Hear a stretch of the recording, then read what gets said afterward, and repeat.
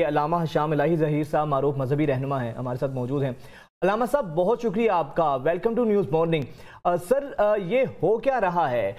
یہ تو جنگ سے زیادہ نسل کشی ہو رہی ہے فلسطینیوں کی، آپ کیا سمجھتے ہیں؟ اور پھر ایسے میں ہمارے مسلم غیروں سے ہم نے کیا شکوہ کرنا ہے؟ ویسٹ کی ہم بات کرتے ہیں کہ ان کی منافقت ریویل ہو رہی ہے، وہ دوہرا معیار ہے، ان کو تو چھوڑیں سر، ہمارے اپنوں کا رویہ دیکھیں، اسلامک ممالک کہاں کھڑے ہیں؟ بسم اللہ الرحمن الرحیم۔ سب سے پہلی بات تو یہ ہے، یہ جو آپ نے سوال کیا یہ بڑا ویلڈ ہے، لیکن اس سے قبل بھی ایک بات ہے کہ جو قوانین ویسٹرن حکومتوں نے یا امریکہ یورپ نے جو سٹینڈرڈ بنائے ہیں جنگی قوانین کے، آپ نے اور میں نے اس بارے میں بھی تو بات اٹھانی ہے کہ سویلینز کے اوپر تو بمباری انہوں نے قوانین بنائے ہیں، اور پھر سویلین سے بھی اگلی سٹیج یہ ہے کہ جو ہاسپٹل جس کے اندر علاج معالجہ ہو رہا ہے، یہ تو بربریت کے دور کے اندر بھی اور تاتاریوں اور چنگیزیوں کے دور میں بھی یہ نہیں ہوتا کہ جہاں پہ علاج معالجے کی سہولتیں ہوں شہریوں کی، وہاں پہ حملہ آور ہوا جائے۔ تو یہاں پہ تو اسپتال کے اوپر بم گرا دیے گئے ہیں۔ جہاں تک آپ کے سوال کا تعلق ہے کہ اسلامی ممالک کہاں ہیں، تو امت مسلمہ تو مرحوم ہو چکی ہے۔ امت مسلمہ کا تو کنسیپٹ تھا کہ چبھے کانٹا جو کابل میں تو ہندوستان کا ہر پیر و جوان بےتاب ہو جائے۔ آج ہم بےتاب ہو رہے ہیں۔ آج ہم اپنی ترجیحات کو بھی تو دیکھیں نا، دیکھیں کسی کے اوپر انگلی اٹھانا بڑا آسان ہے، لیکن آج ہم پاکستانیوں کی ترجیحات کے ہیں، ہم ایک لیڈر کا استقبال بھی کرنے کے لیے تیار ہیں، ہم کرکٹ کا ورلڈ کپ دیکھنے کے لیے بھی تیار ہیں۔ ہماری نگران حکومت اس وقت پاکستان نہیں پنجاب کے اندر ایک فیسٹیول منا رہی ہے گلوکاری کا۔ ہم غزہ کے مسلمانوں کے ساتھ کہاں پہ کھڑے ہیں، اپنے گریبانوں میں بھی جاننا چاہیے۔ اور جہاں تک آپ کی بات ہے یہ 100% ویلڈ ہے کہ آج 55 سے زائد اسلامی ممالک ہیں، کہاں ہے دولت؟ سب سے زیادہ مسلمان ممالک امیر ہیں، اسلحہ مسلمان ممالک کے پاس ہے۔ بات یہ ہے کہ یہ جو جہاد کا اعلان کرنا ہے یہ ریاست کا مینڈیٹ ہے۔ اگر یہ اعلان کرنا مولویوں کا یا عوام کا مینڈیٹ ہوتا تو ہم آپ کو بتلا دیتے، سب سے پہلے ہم اعلان کرتے۔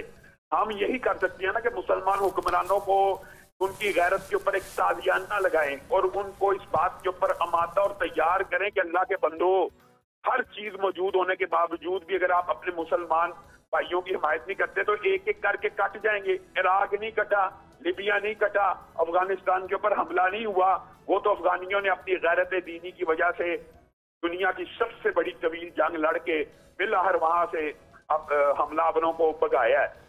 لیکن کیا ہم ہاتھ پر ہاتھ دھرے اسی طرح بیٹھے رہیں گے؟ میں تو یہ سمجھتا ہوں کہ مسلمان حکمرانوں میں سے آج کوئی ایک مسلم حکمران بھی آگے بڑھ کر اس بات کا اعلان کر دے کہ میں اسرائیل کے خلاف ہوں اور میں فلسطین کے مظلوموں کا ساتھ دوں گا عملی طور کے اوپر، تو پوری مسلمان امت اس حکمران کے پیچھے کھڑی ہو جائے گی۔ جو زبان سے قرآن سے پروٹیسٹ کر رہے ہیں ان کا بھی تو کیا فائدہ ہو رہا ہے؟ مجھے ایک بات بتائیں، زبان سے پروٹیسٹ کرتے ہیں، آج ہم حملہ کر رہے ہیں، آج حملہ کر رہے ہیں، 46 بیان ایک ہمارے ہمسائے ملک نے دے دی ہے، آج تک ایک میزائل نہیں چھوڑا۔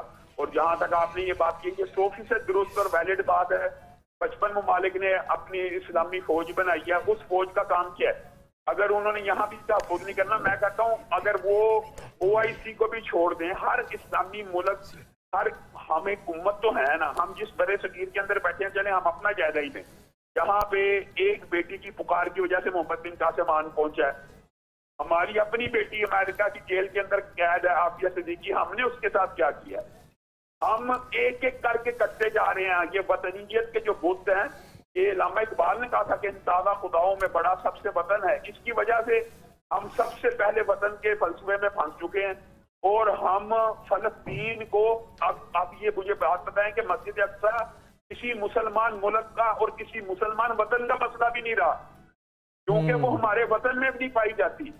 اللہ کے بندو، وہ مسجد تو ہے نا، اللہ کا گھر ہی کم از کم سمجھ کے اس کا دفاع کر لو۔ اللہ کے گھر کا دفاع کرنا قبلہ اول رہا ہے سر، ہمارا قبلہ اول ہے وہ۔ ہاں، یہ بھی دیکھیں، اب آپ نے یہ جو بات کی آپ حیران رہ جائیں گے۔ ہمارے معاشرے میں چند فلاسفر اور تھنکرز اور نام نہاد، میں تو نام نہاد ہی کہوں گا، وہ یہ کہتے ہیں یہ مسلمانوں کا قبلہ اول ہی نہیں رہا، اس کے اوپر یہودیوں کا حق ہے، جبکہ قرآن پاک کی واضح آیت ہے قد نرا تقلب وجهك في السماء فلنولينك قبلة ترضاها۔ پھر قرآن پاک میں قبلے کے حوالے سے اس کے بارے میں آیا تھا، سبحان الذی اسری بعبده، قرآن بڑا کہ قبلہ اول ہے۔ اور پھر رسول اللہ صلی اللہ علیہ وسلم نے اس مسجد کے اندر نماز پڑھنے کی فضیلت 250 بیان کی، کیوں کی؟ ताकि मुसलमान उम्मत इसको आज़ाद करवाए। इसीलिए हजरत उमर ने आज़ाद करवाया था, इसीलिए सलाहुद्दीन यूपी ने आज़ाद करवाया। आज फिर एक उमर और सलाहुद्दीन को उम्मत और फलस्तीन और मस्जिद अक्सा पुकार रही है। ये मैंने और आपने और मुसलमान हुक्मरानों ने फैसला करना है। वो कौन है? बुनियादी तौर पे कायदे आज़म मोहम्मद अली जिन्ना रहिमहुल्लाह ने इस वक्त ये रियासत वजूद में आई थी, उस वक्त एक जुमला कहा था कि ये जो इसराइल है ये मुस्लिम रियासतों के दिल में खंजर को पेवस्त किया गया। ग्रेटर इसराइल का यहूदियों का एक फलसफा तवील तरीन, आपको इस बारे में और लोगों को इस बारे में आगाही होनी चाहिए कि वो जो खैबर से रसूलुल्लाह सल्लल्लाहु अलैहि वसल्लम ने उनको निकाला था यहूदियों को, तो वो तो मदीना तक पेशकदमी करना चाहते हैं, वो तो ये सारे के सारे हिस्से के अंदर कब्जा करना चाहते हैं। लेकिन रसूलुल्लाह की उस हदीस को भी मद्देनजर रखें कि रसूलुल्लाह सल्लल्लाहु अलैहि वसल्लम ने मुसलमानों ही को मुहातब होकर ये बात कही हुई है कि यहूदी अपनी मक्तलगाह में एक वक्त आएगा, क़यामत से कबल इकट्ठे होंगे और हर दरख्त पुकारेगा, हर पत्थर पुकार उठेगा। अब ये मुसलमानों की बुज़दिली की बात है। और रसूलुल्लाह सल्लल्लाहु अलैहि वसल्लम ने आज के दौर के बारे में ये भी कह दिया था कि भूखे जिस तरह दस्तरखान पे टूटते हैं, कौमें तुम्हारे ऊपर टूटने के लिए एक दूसरे को दावतें देंगी कि आओ इस मुल्क का बेड़ा गर्क करते हैं, आओ इस मुल्क का बेड़ा गर्क करते हैं। तो सहाबा हैरान रह गए, क्या हम उस वक्त बदर जितने भी नहीं होंगे? तो रसूलुल्लाह सल्लल्लाहु अलैहि वसल्लम ने फरमाया था बल्कि तुम सैलाब के ऊपर जो जाग आती है उनके कतरात से भी ज्यादा होगे, लेकिन तुम्हारे अंदर वहम नाम की बीमारी पैदा हो जाएगी, यानी दुनिया से मोहब्बत और मौत से नफरत। जब तक मुसलमान हुक्मरान मस्जिद अक्सा को उम्मत मुस्लिमा का मसला नहीं समझेंगे, तब तक ये मसला कभी भी हल नहीं हो सकता। और ये मजम्मत के जो मामलात हैं, आप और मैं 75 बरस से मजम्मत सुन रहे हैं। कश्मीर के साथ खड़े हैं जब तक आखिरी कश्मीरी नहीं मर जाता, फलस्तीन के साथ खड़े हैं जब तक आखिरी फलस्तीनी नहीं मर जाता। खड़े होने का क्या फायदा है? वो कौन सा हर ईंट का जवाब पत्थर पे देंगे? वो कौन सी ईंट आनी है जिसका जवाब पत्थर पे देना है? अब तो मुस्लिम हुक्मरानों को जागना चाहिए। अब कहाँ पे ईंट और पत्थर का जवाब है? अब तो यहाँ पर रॉकेट तक फायर कर दिए गए हैं। पूरे का पूरा गजा जो पट्टी है जहां पर आबादी थी मुसलमानों की, उसको तो तबाह कर दिया है, नीच तो नाबूद कर दिया है। अब हमने किसका जवाब देना है? और यहाँ पर हमारी तरफ से कोई सपोर्ट, ना कोई असलहा की, ना कोई माली, सिर्फ इमदाद के लिए भी हम मिन्नतें कर रहे हैं कि किसी तरीके से ट्रक जाने दे, इसकी शायद फर्स्ट एड मिले। इसकी शायद अलामा साहब एक और वजह ये भी है कि जो माजी में मुस्लिम ममालिक का जो मुसलमानों की साइंस के अंदर जो तरक्की थी, तालीम के मैदान में हम लोग सबसे आगे थे, वो स्पेन, वो गरनाता, हम वहाँ से भी सर बहुत पीछे रह गए हैं। शायद ये भी एक वजह है जिसकी वजह से हमें मार खानी पड़ रही है बाहर की दुनिया से। बुनियादी तौर पे ये तो रसूलुल्लाह सल्लल्लाहु अलैहि वसल्लम की एक हदीस है जिसकी तरफ आपने बाकायदा तौर पे इशारा कर दिया। रसूलुल्लाह सल्लल्लाहु अलैहि वसल्लम की हदीस का एक मफहूम है, एक हदीस है, जो कुव्वत है वो रमी के अंदर है, यानी निशानाबाजी के अंदर है। और इस हदीस के इस्तेदलाल मुहद्दिसीन है कि जो कौम असलहा साजी के अंदर तरक्की करेगी वही सुपर पावर होगी। बुनियादी तौर के अंदर के ऊपर अगर आप गौर करें तो जापान की मईशत अमेरिका से बेहतर है, लेकिन सुपर पावर अमेरिका है। क्यों? क्योंकि वो असलहा साजी में आगे है। तो रसूलुल्लाह सल्लल्लाहु अलैहि वसल्लम ने तो 1400 साल कबल ये पेशीनगोई कर दिए गए, तो कौम असलहा साजी में आगे होगी वही सुपर पावर होगी। तो मुसलमानों ने बुनियादी तौर पे असलहा साजी के अंदर मुसलमान, शुक्र है कुछ पाकिस्तान में इस बारे में तवज्जो दी गई है, लेकिन मुसलमान अमूमी आप हुकूमतें देख लें असलहा साजी के मैदान में, साइंस और टेक्नोलॉजी, तालीम, ये सारी बातें दुरुस्त है, मईशत भी दुरुस्त है, लेकिन सुपर पावर वही होगी जो असलहा, यानी आपने मुहावरा सुना हुआ, जिसकी लाठी उसकी बहन।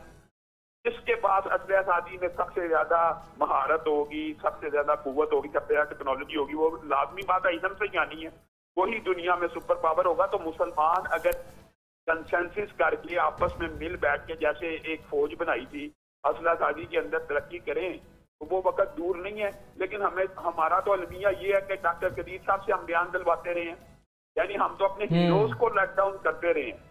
तो ये अलमिया तो जाहिर है मुसलमानों के लिए आज है।